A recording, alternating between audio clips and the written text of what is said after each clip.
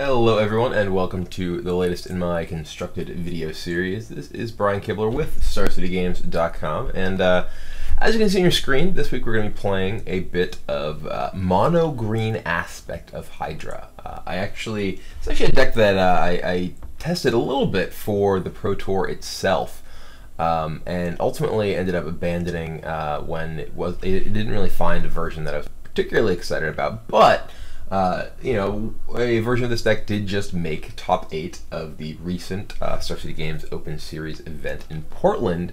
So I wanted to sort of revisit it as I'm, you know, exploring all the different green decks that exist in Standard, pretty much. You know, if you could put Den Protector and Deathless Raptor in your deck, I'm gonna try it. It's pretty much just how it goes. But I mean, this kind of deck actually has a lot of things going for it. One of the issues you can have with some of the sort of multicolor versions, obviously, you know, the issues of consistency and with just being able to actually play your cards on time. One of the problems that I've actually experienced with a lot of different decks that I've tried building in this current Standard format is that Elvish Mystic isn't as good as I want it to be. Elvish Mystic and just mana creatures in general are, you know, very, very powerful. They're sort of historically among the more powerful creatures that actually get printed in Magic, and you know, you basically get to play first, you know, even if you go second, because you get to have 3 mana first when you play a mana creature and it stays alive.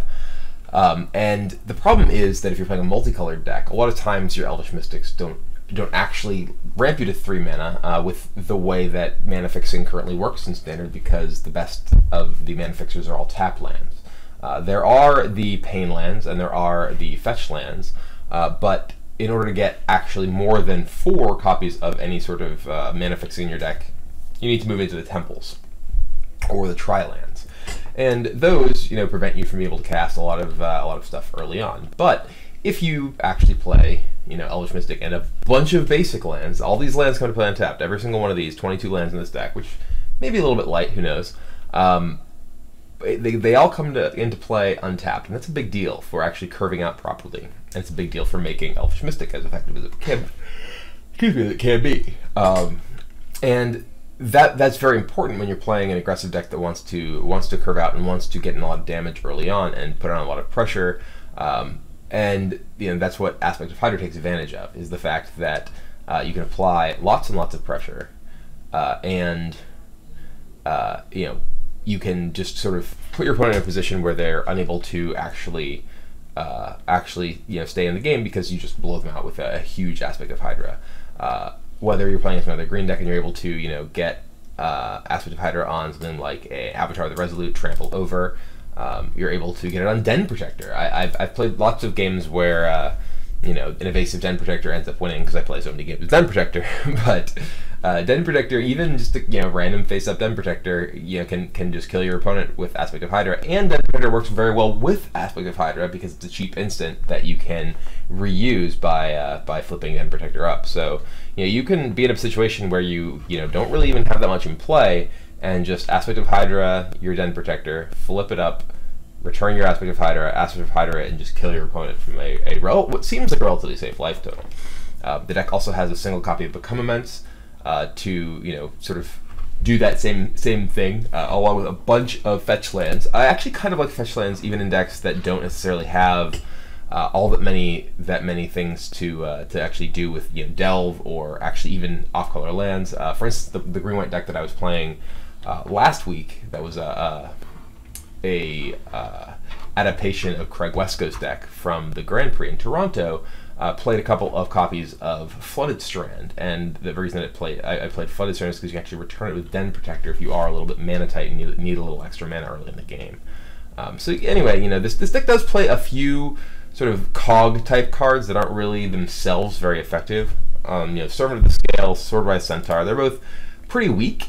But Servant of the Scale can power up your Avatar the Resolute. It can help power up Aspect of Hydra. Swordwise Centaur just, you know, gives you something you can play on curve.